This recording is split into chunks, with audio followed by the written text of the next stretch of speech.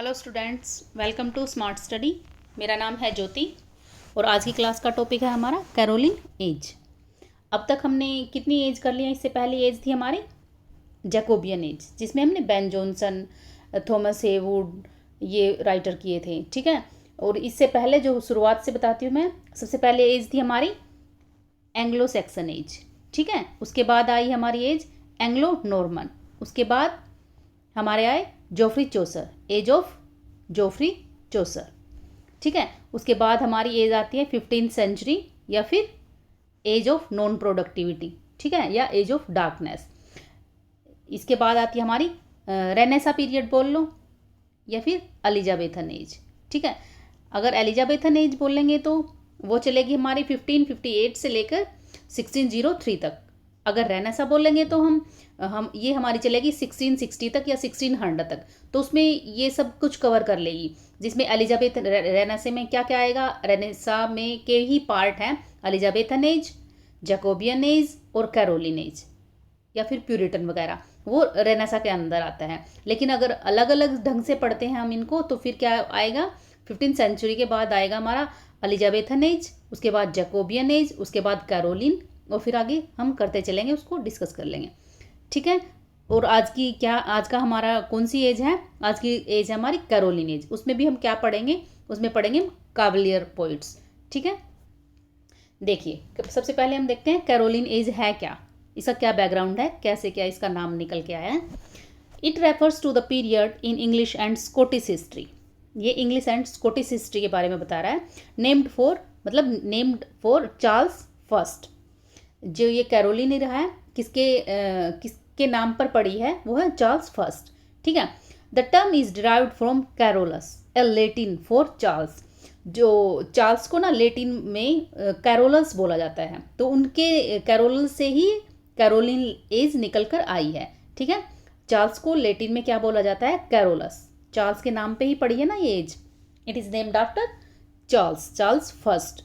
और जो हमारी जैकोबियन एज थी वो किसके नाम के पीछे आई थी? मतलब it is named after James first of England and James sixth of Scotland, ठीक है। ऐसा था ना, जेम्स फर्स्ट को ही जो जेम्स फर्स्ट थे उनको ही स्कॉटलैंड में जेम्स सिक्स्थ बोला जाता था, ठीक है। तो उनके नाम के ऊपर जैकोबियन एज आई थी, और जो जेम्स को ही जैकोब बोला जाता था, इस वजह से जैकोबियन एज आई। अब कैरोलिन एज आती है हमारी, जिसमें चार्ल्स को कैरोल्स बोला गया है लेटिन लैंग्वेज में, ठीक है। इस वजह से इसका नाम क्या पड़ा है? Caroline age. अभी बात करते हैं, इंपॉर्टेंट इवेंट होता है यहाँ पे इंग्लिश सिविल वॉर, ठीक है।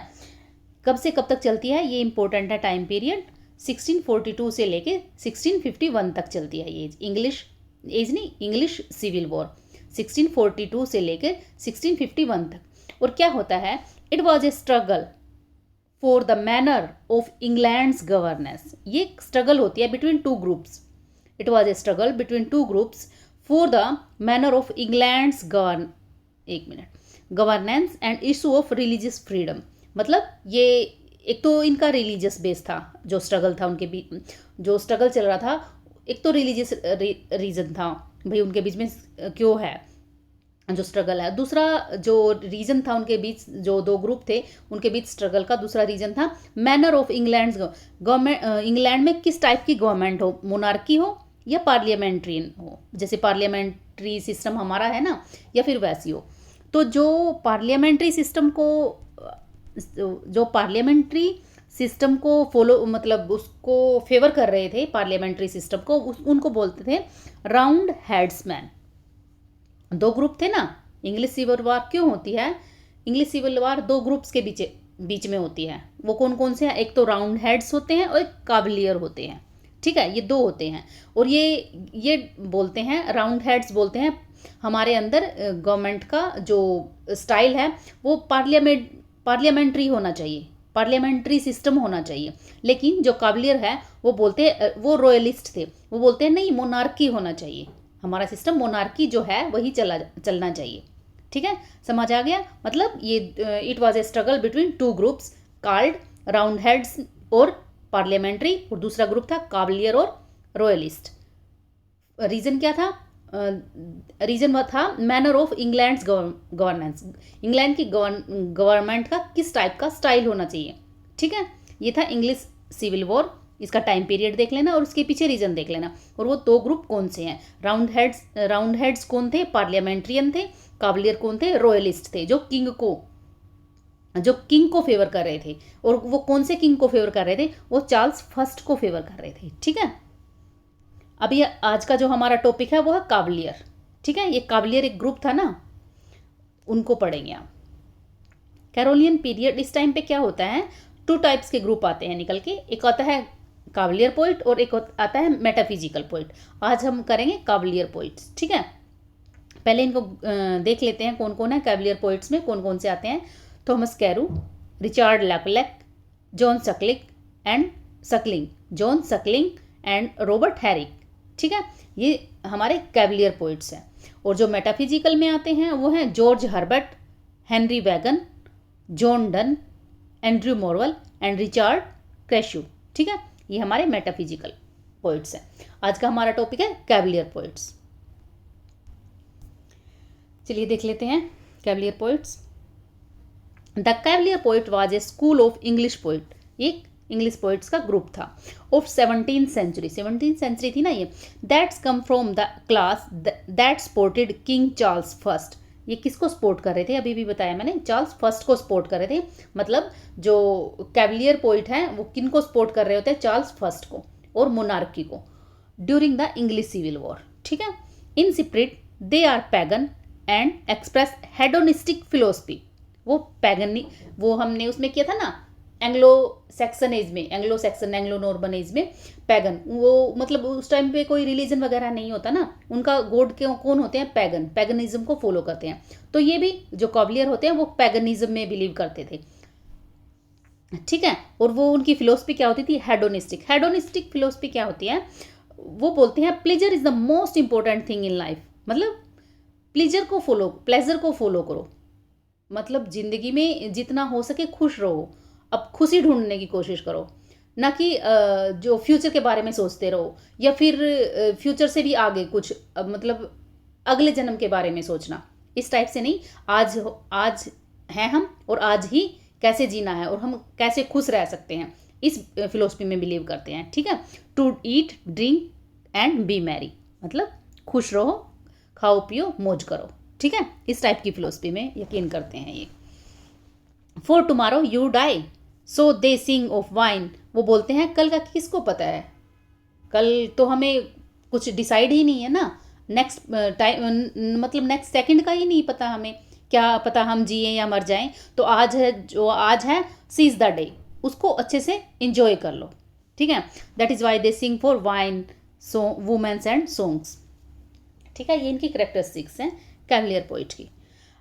अब बात करते हैं इनको क्या टाइटल्स दिए गए हैं इनको। They were also called son of Ben Jonson. ठीक है, उनको सन ऑफ बैन जॉनसन भी बोला गया है। और royalist sun of Ben Johnson क्यों बोला है, क्योंकि वो बैन जॉनसन के जो स्टाइल है उसको फॉलो कर रहे होते हैं। ठीक है, किसको फॉलो करते हैं, वो बैन जॉनसन के स्टाइल को फॉलो करते हैं। और वो कौन थे बैन जॉनसन, जो हमने जैकोबियन एज में किए, वो एक क्लासिस्ट थे। ठीक है, क्लासिस्ट थे और वो उनके ही स्टाइल को फॉलो करते हैं। लाइक स्कॉटिश चौसरियन आते हैं ना हमारे, वहाँ पे वो जो स्कॉटिश कुछ राइटर होते हैं वो जो उसके चौसर के स्टाइल को अडोप्ट करते हैं। That is why they were called Scottish Chaucerian. अब कावलियर क्या करते हैं, कावलियर भी बैन जॉनसन के स्टाइल को फॉलो कर रहे हैं। That is why they were also called Ben Jonson, son of Ben Jonson. फिर उनको रॉयलिस्ट भी बोला जाता है। क्यों बोला जाता है, क्योंकि वो किंग चार्ल्स को फेवर कर रहे थे ना, मोनार्की को फेवर कर रहे थे और पार्लियामेंट के अगेंस्ट थे। ठीक है, गवर्नमेंट का जो सिस्टम है वो पार्लियामेंट नहीं होना चाहिए, उसको तो मतलब बोल रहे थे ये नहीं होना चाहिए, और क्या बोल रहे थे, मोनार्की होनी चाहिए। That is why they were called royalist. ठीक है, क्लियर हो गया ना, क्या याद रखना है यहाँ से, उनके क्या क्या टाइटल हैं और वो किस फिलोसफी में बिलीव करते हैं और क्यों उनको रॉयलिस्ट बोला गया है, और किस किंग को फॉलो कर रहे होते हैं, ये इंपॉर्टेंट है यहाँ सबसे। किस किंग को फॉलो कर रहे होते हैं, वो चार्ल्स फर्स्ट को। अभी एक वन बाय वन इनको देख लेते हैं सभी राइटर्स को। अभी बात करते हैं हम रॉबर्ट हैरिक। ठीक है। इनका एक ही वर्क इम्पोर्टेंट है, वो है हेस्पेरिडस। हेस्पेरिडस, ठीक है। It is a collection of secular poem. Secular क्या होती है? जो जिसमें रिलीजियस पोइम नहीं होती, ठीक है। The poems that were not religious, ठीक है, जिसमें रिलीजन की बात नहीं होती, धर्मनिरपेक्ष, ठीक है। इसमें एक इंपॉर्टेंट पोइम आती है, to the virgin to make the best of time. बस ये याद रखना, हेस्पेरिडस में एक पोइम आती है, to the virgin to make the best of their time. जैसा कि मैं बता चुकी हूँ, ये हेडोनिस्टिक फिलोसफी में बिलीव करते हैं, to eat, to drink and be merry, मतलब खुश रहो, खाओ पियो मौज करो। तो उसमें बिलीव करते हैं। एक और फिलोसफी आती है इनकी, carpe diem philosophy. Carpe diem philosophy, इसमें बिलीव करते हैं। ये क्या होती है? ये भी मतलब सेम वही है, बस नाम अलग कर दिए हैं। कैसे? कार्पे डाइम जो टर्म है, ये हमारे जो एक रोमन पोइट होते हैं होरेस, उन्होंने कॉइन किया है, और जो यूज इन्होंने ज़्यादा किया है, ठीक है। कार्पे डाइम, इसका मतलब क्या होता है? Seize the day. Seize the day मतलब आज के मतलब आज जियो, जो आज है उसी पल को जियो, ना कि अगले पल के बारे में सोचने लग जाओ, ठीक है। तो इसका मतलब कार्पे डाइम का मतलब क्या है? Seize the day. ये मैं बता चुकी हूँ, रोमन पोइट होते हैं हमारे, उन्होंने कॉइन की है।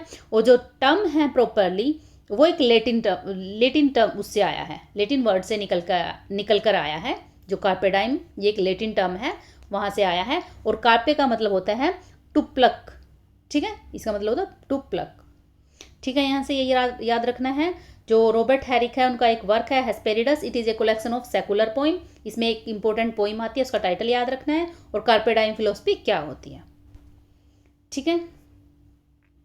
अभी देख लेते हैं इससे, जो हम कार्पे डाइम फिलोसफी की बात कर रहे हैं, ये वो कार्पे डाइम फिलोसफी का एग्जाम्पल है, ये जो अभी डिस्कस करेंगे हम। और रॉबर्ट हैरिक की ही चला हुआ है, जो ये डिस्कस करेंगे ना, ये कोटेशन रॉबर्ट हैरिक की ही है। तो चलिए देखते हैं कार्पे डाइम फिलोसफी के जो एग्जाम्पल्स हैं। रॉबर्ट हैरिक बोलते हैं, brevity of human life and it's Joy, मतलब वो बताते हैं जो ह्यूमन लाइफ की ब्रेविटी के बारे में बताते हैं, और उसके जॉय, मतलब ह्यूमन लाइफ है ना, जो मतलब संक्षिप्त है, बहुत छोटी है, और जो जॉय है वो भी बहुत कम टाइम के लिए है, ठीक है। उस जिंदगी को अच्छे से जियो, लाइफ बहुत छोटी है, उसको अच्छे से जियो। सो वाई डिले, देर क्यों करनी? जब लाइफ छोटी है, मतलब ब्रीफ है, तो फिर इसको देर क्यों करनी, उसको अच्छे से जियो। Pluck the flower before it dies, मतलब जो फ्लावर अभी खिला हुआ है ना, जो फूल मतलब अभी क्या बोलते हैं उसको, जो फ्रेश है, जो फ्लावर अभी फ्रेश है, उसको मतलब मुरझाने से पहले ही उसको प्लक कर लो, उसको तोड़ लो, ठीक है। ऐसे बात करते हैं। और ये कोटेशन आती है, ये इंपॉर्टेंट है, इसको याद रख लेना। गैदर ये रोज bird while ye may, old time is still a flying, and this same flower that smile today tomorrow will be dying. जो फूल आज खुश है, जो स्माइल कर रहा है, टुमारो विल बी डेइंग मतलब कल मुरझा जाएगा, ठीक है। वही बातें कर रहे हैं, carpe diem philosophy, hedonistic philosophy, उसके बारे में बात कर रहे हैं। और ये कोटेशन किसकी है? रॉबर्ट हैरिक की। एक और पोइम आती है इनकी, इंपॉर्टेंट है, Corinna's going a maying. Corinna's going a maying, उसका लास्ट स्टेंजा है, जो उनकी फिलोसफी को डिपिक्ट कर रहा है। Come let's go while we are in our prime, बस इतना याद रख लेना, क्योंकि इतनी लंबी कोटेशन याद नहीं रहेंगी। Come let's go while we are in our prime, ठीक है। वही बातें कर रहे हैं यहाँ पे भी, देखिए। And take the harmless folly of the time, we shall grow old apace and die before we know our liberty. Our life is short and our days run, हमारी ज़िंदगी छोटी है और दिन भाग रहे हैं, मतलब बहुत छोटी ज़िंदगी है हमारी, ठीक है। अभी बात करते हैं हम थॉमस कैरो की। ये भी हमारे क्या हैं? कैवलियर पोइट ही हैं। He is now remember chiefly for his songs, two of which are famous, मतलब उनके दो इंपॉर्टेंट सॉन्ग्स हैं जिनके लिए उनको जाना जाता है। वो कौन से हैं?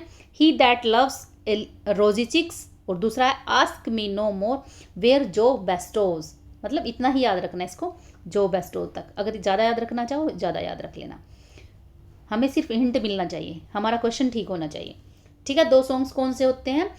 He that loves A rosy cheeks और ask me no more where Jove bestow, ठीक है, ये थॉमस कैरो के 2 सॉन्ग्स हैं, वो इम्पोर्टेंट है। अभी बात करते हैं रिचर्ड लवलैक की। उनका सिर्फ ये 2 सॉन्ग्स ही इंपॉर्टेंट है थॉमस कैरो के। अभी बात करते हैं रिचर्ड लवलैक। इनकी 2 पोइम इंपॉर्टेंट हैं, एक तो है टू लुकास्टा और दूसरी है टू एल्थिया। एक आती है स्क्रूटनी। सबसे इंपॉर्टेंट है to Lucasta and to Althea. To Lucasta का सब टाइटल है going to the wars. Sorry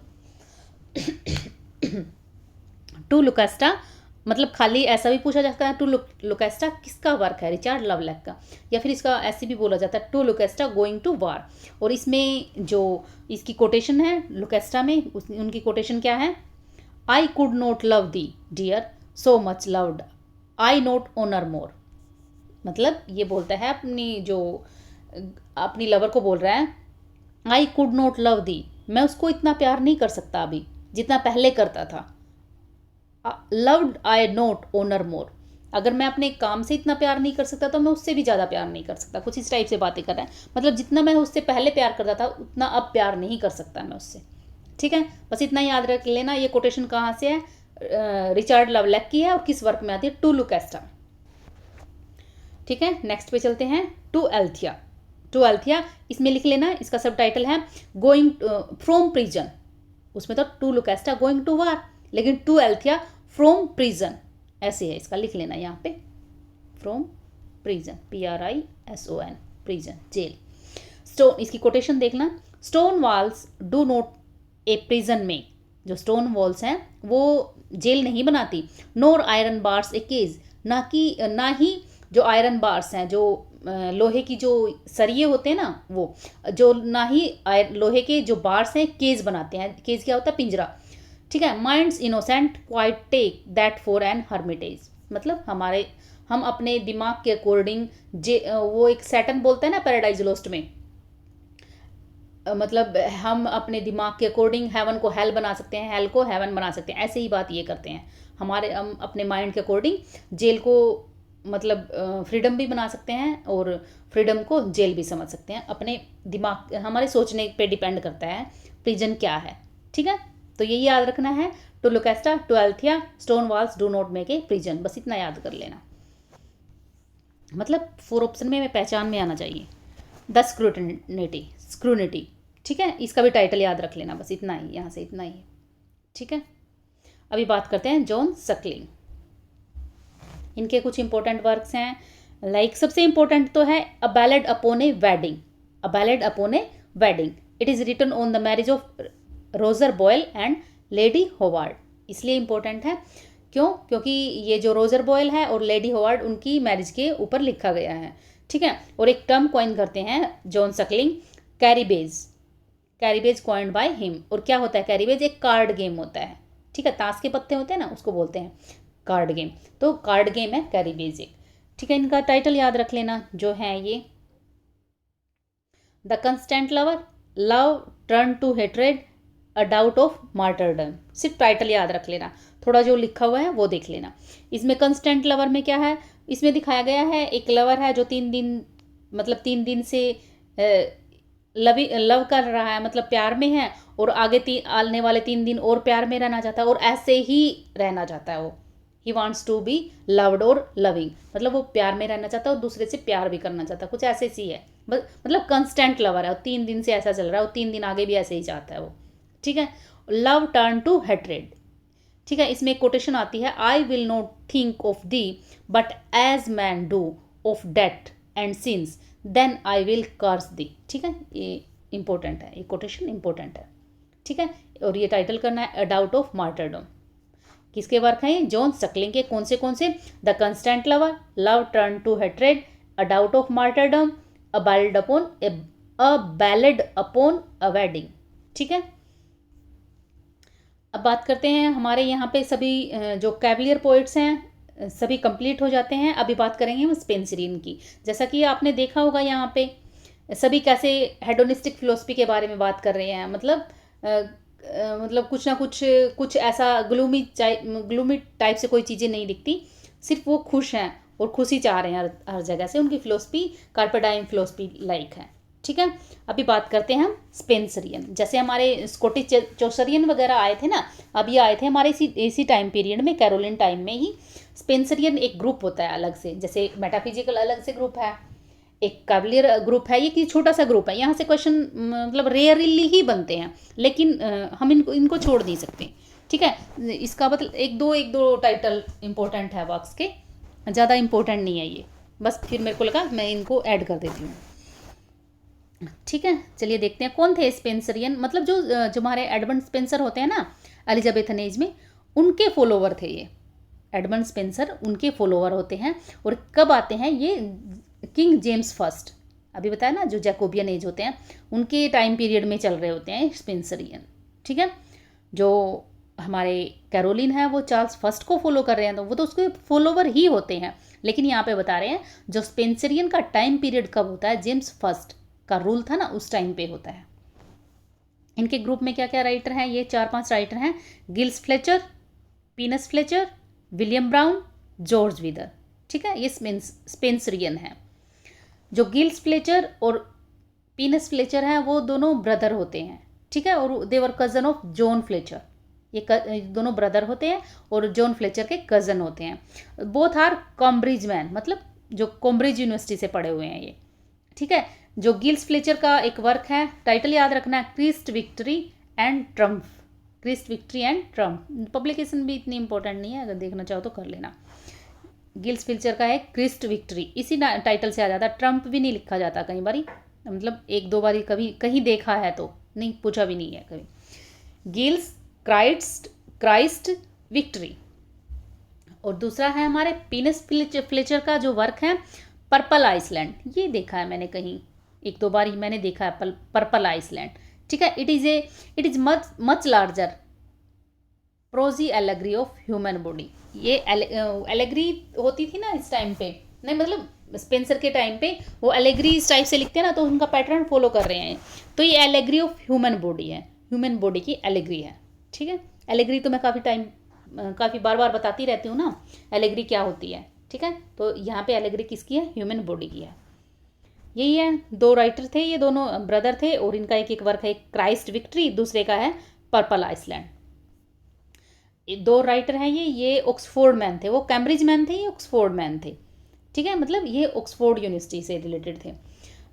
एक तो हमारा विलियम ब्राउन और जो दूसरा है George Wither. They wrote in couplet, उन्होंने कपलेट को यूज़ किया है। मोस्टली ऑक्टोसिलेबिक कपलेट होते थे। ऑक्टोसिलेबिक मतलब इनको ना मैं अलग से आपको मीटर्स वगैरह करवाऊंगी ना, तब अच्छे से करवाऊंगी। अभी बस इतना ही याद रख लो, इनका जो कपलेट का पैटर्न क्या होता था, ऑक्टोसिलेबिक। ऑक्टो का मतलब होता है 8, सिलेबिक का मतलब है सिलेबल्स, ठीक है। 8 सिलेबल्स होते थे। और सिलेबस क्या होते हैं? मोस्टली सिलेबस लाइक हिंदी में अगर मैं बात करूँ तो मात्राएं, एक वर्ड में कितनी मात्रा हैं, इस टाइप से कुछ होता है, ठीक है। और कुछ आप इनको AEIOU इससे भी मेजर कर सकते हो। जब मैं वो करवाऊंगी ना आपको अच्छे से, प्रोसोडी वाला सेक्शन, उसमें मैं बहुत अच्छे से करवाऊंगी आपको, ठीक है। सब कुछ क्लियर हो जाएगा। ऑक्टोसिलेबिक कपलेट यूज़ करते थे। मोस्टली क्या होता था, वो ऑक्टोसिलेबिक कपलेट होता था। और जो इनका वो पैटर्न क्या होता था, वहाँ पे एंजाब्ड कपलेट होते थे। एंजाब्ड कपलेट क्या होते हैं? इसमें जो 2 लाइन होती हैं, एक लाइन में बात खत्म ना करके दूसरी लाइन तक बात को ले जाना, मतलब रन ऑन लाइन। एंजाबमेंट को रन ऑन लाइन भी बोल देते हैं, या रनिंग ऑन लाइन। मतलब एक जो आइडिया है, जो बात है, जो कंसेप्ट है, मैं एक बात में ख़त्म ना करके दूसरी लाइन तक लेकर जाऊं। मतलब उसमें फुल स्टॉप ना लगाऊं पहली लाइन में अगर फुल स्टॉप लगा दिया तो मेरी बात ख़त्म, लेकिन मैं वहाँ बात ख़त्म नहीं करती, अगली लाइन तक अपने कंसेप्ट को एनलार्ज करती हूँ, वहाँ तक बढ़ाती हूँ, ठीक है। ये होता है एंजाबमेंट भी बोल देते हैं इसको, एंजाब्ड कपलेट भी बोल देते हैं। याद रखना, ये पूछा जाता है, वेरी वेरी इंपॉर्टेंट है, ठीक है। ये ऐसे पूछा जा सकता है कि ये किसका फीचर है, जो एंजाब्ड कपलेट है वो किसका फीचर है? ये हमारे स्पेंसरियन या फिर कैरोलिन एज का फीचर है, ठीक है। ऐसे बोल सकते हो आप, याद रखना इसको। और इस मोस्टली ऑक्टोसिलेबिक कपलेट में होता है। जो विलियम ब्राउन है उनका वर्क इंपॉर्टेंट है, ब्रिटानियाज पास्टोरल्स, और जॉर्ज विदर का है द चॉइस। बस टाइटल याद रखना है, ज़्यादा इंपॉर्टेंट नहीं है।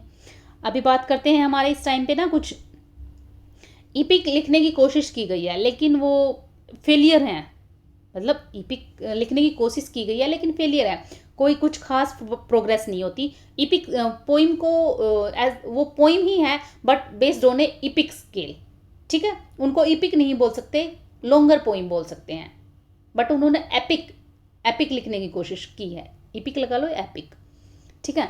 तो वो अनसक्सेसफुल अटेम्प्ट कौन से हैं, एक तो हमारे आते हैं विलियम डी एवेंटेज।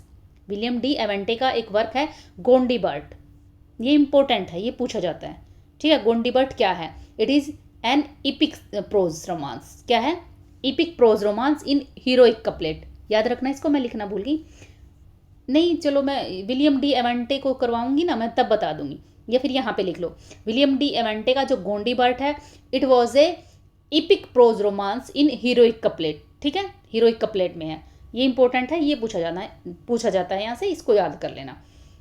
दूसरा है जो एपिक स्केल पे बेस्ड पोइम है, मतलब एपिक ही बोल सकते हैं इसको, बोल सकते हैं लेकिन है नहीं, ठीक है। अब्राहम कोवले का है ड्रेविडीज, क्या है, ड्रेविडीज। इनका थोड़ा सीक्वेंस याद कर लेना तीनों का, एक पहला 1650 में आता है, दूसरा 1656 में आता है। कावले का है ड्रेविडीज और चैमरलेन का है फेरोनीडा, ठीक है। इपिक स्केल है ये, लॉन्गर पोइम है, इपिक ना होकर मतलब इपिक की नकल है, ठीक है। पहला है गोंडीबर्ट, तीसरा है ड्रेविडीज, तीसरा है फेरोनीडा, ठीक है। और पब्लिकेशन है 1650 गोंडीबर्ट, 1656 ड्रेविडीज और फेरोनीडा की 1659, ठीक है। इनके राइटर भी याद कर लेना। आज का लेक्चर मैं यहीं पे एंड करती हूँ। आई थिंक जो मैंने आज आपको समझाया वो आपको अच्छे से समझ आ चुका होगा।